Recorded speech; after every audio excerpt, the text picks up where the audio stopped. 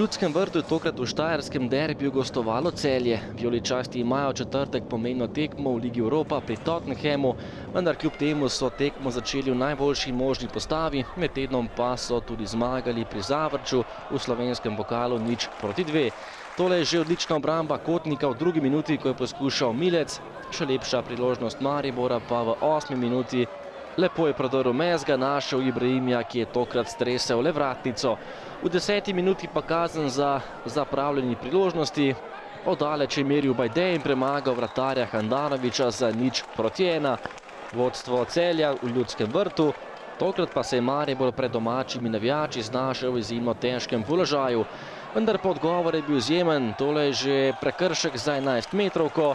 Milec je preigraval, Verbič je storil prekršek, k žogi pa je stopil Dejan Mezga, ki ponavadi uspešno izvede strel z bele točke. Tudi tokrat pa je bil Dejan Mezga izjemno zanesljiv, močan, natančen strel in Maribor je izenačil na 1:1.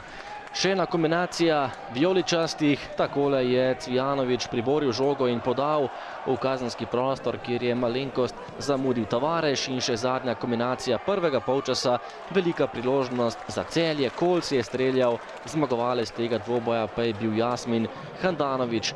Nadaljevanje akcije in še enkrat izjemna reakcija Handanovića. Polčas se je končal z izidom 1:1. V drugem delu pa prav tako živahna igra, najprej velika priložnost Maribora, ko je poskušal Tavares, žogo pa je tokrat Kotnik uspel izbiti. Sledila je tudi velika priložnost za Celje, takole ni uspel premagati vratarja Handanovića. Centrih bil je povsem sam pred vrati, vendar Rajčević je sijajno odreagiral. Tole je bil izjemno izveden prosti strel Sebastjana Gobca. Handanović je bil že premagan, prečka pa je tokrat rešila mariborskega vratarja. Vijoličasti pa so zapravili še eno priložnost prek Tavareša, ki je zgrešil celjska vrata. Potem pa še 88. minuta in šok za domače Vijolice. Najvišji je bil Marko Krajcer in premagal Handanovića še drugič ter prinesel Celju pomembno zmago in seveda s tem tudi veliko presenečenje v Ljudskem vrtu. Maribor ima zdaj na vrhu le še 3 točke prednosti s tekmo manj pred Olimpijo.